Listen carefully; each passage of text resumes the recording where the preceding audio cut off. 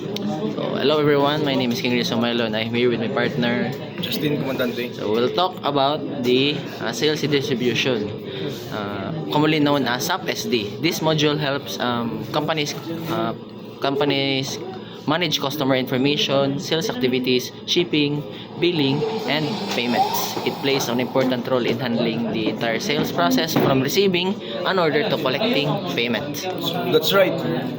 SAP SD is organized into different units such as the client, company code, sales organization, distribution, channel, and division.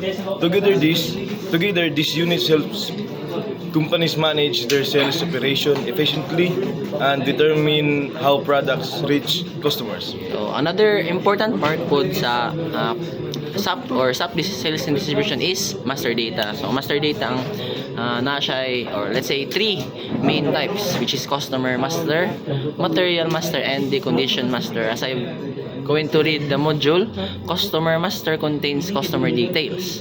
Material master stores product information, and condition master handles pricing, discounts, taxes, and freight changes. So now let's discuss the order to cash process, which is the core process in SAP SD.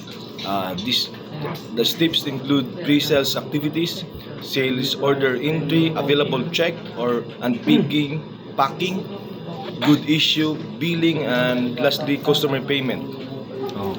The process, as Comandante said, or Justin Comandante said, with pre-sales activities. These activities help sales teams together gather the customer information, track communications, and prepare quotations. And an inquiry is simply a customer's request for information, while quotation is a formal offer that includes the product, the prices, and the delivery terms. Next is sales all order entry. Here, customer orders are recorded in the system.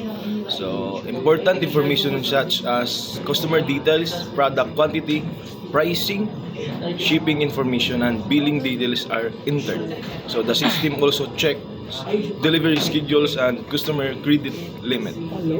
After the sales order entry, here comes the availability check in sales sa master data, which determines if the requested products are available and when they can be delivered. This helps ensure the customer's orders can be fulfilled on time. So the shipping and transportation stage follows. This includes picking the products from stage, packing them properly, and processing the goods issue, which indicates that the products have left the seller's location or are on their way to the customer. So, nakatisting na may ana itong sa SAP, itong link na gihatag ni Sir Zai. Thank you, sir. Nakatry mo yan ni Sir, sir. So, once the products are shipped, the billing process creates an invoice for the customer and updates the customer's credit information. The billing document records the sales transaction and prepares it for the payment processing. Finally, the payment stage completes the sales cycle.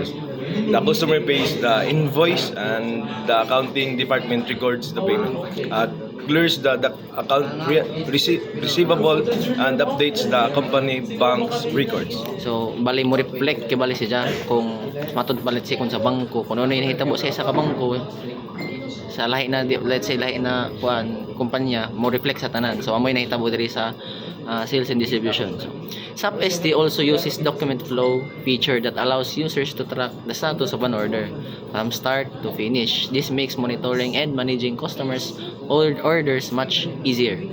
So, to include, SAP sales and distribution helps organization manage customer data, sales transaction, delivering, billing, and payment efficiently.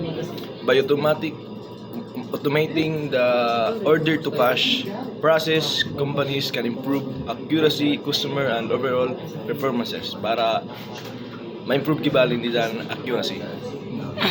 And that's our, let's say, very short discussion of the SAP sales distribution. Kibali, i-summarize na namo siya ang tong module sa sales and distribution, which is midterm matani na topic. And thank you for listening. Thank you and have a great day. Thank you, sir. Bye-bye. Yes, sir. Bye.